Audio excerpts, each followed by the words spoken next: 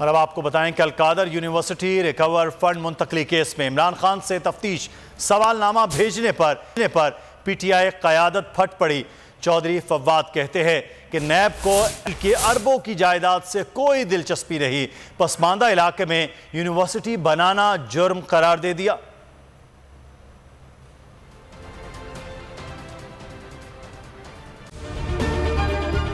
अगर ये वीडियो आपको पसंद आई है तो हमारे चैनल को सब्सक्राइब कीजिए और बेल आइकॉन को क्लिक कीजिए।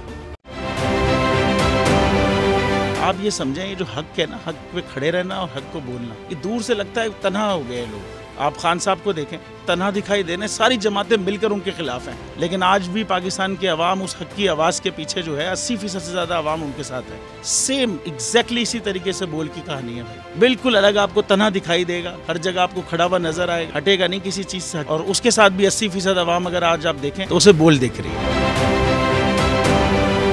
जाली केस है ना, ये हम पे उस वक्त बनाए गए थे जब हुकूमत यही थी, इन्हीं लोगों की हुकूमत थी ना। और ये जाली केस, इनको मैं नहीं कह रहा इस केस को जाली केस, इनको पाकिस्तान में क्या पूरी दुनिया में एक ऐसा शिकायत कुंदा नहीं मिला, एक ऐसा कंप्लेनेंट नहीं मिला जिसने ये कहा हो कि हमारे साथ फ्रॉड हुआ है। तो ये खुद ही बन गए कंप्लेनेंट और ये खुद ही इन्होंने खुद ही इन्वेस्टिगेशन की, उसकी खुद ही तफ्तीश भी की, यानी कि कंप्लेनेंट भी है, इन्वेस्टिगेशन ऑफिसर भी है। और इन द एंड इन्होंने फिर उसके बावजूद ये कोर्ट में जमा कराया कि जी ये केस जाली केस था और इसमें किसी किस्म जो कुछ एग्जैक्ट कर रहा था सब लीगल। ये मेरी बात नहीं है, ये इनके इन्वेस्टिगेशन ऑफिसर की बात। सबसे ज्यादा व्यूज और सबसे ज्यादा रेटिंग के साथ बोल आज भी रहा नंबर 1 पर।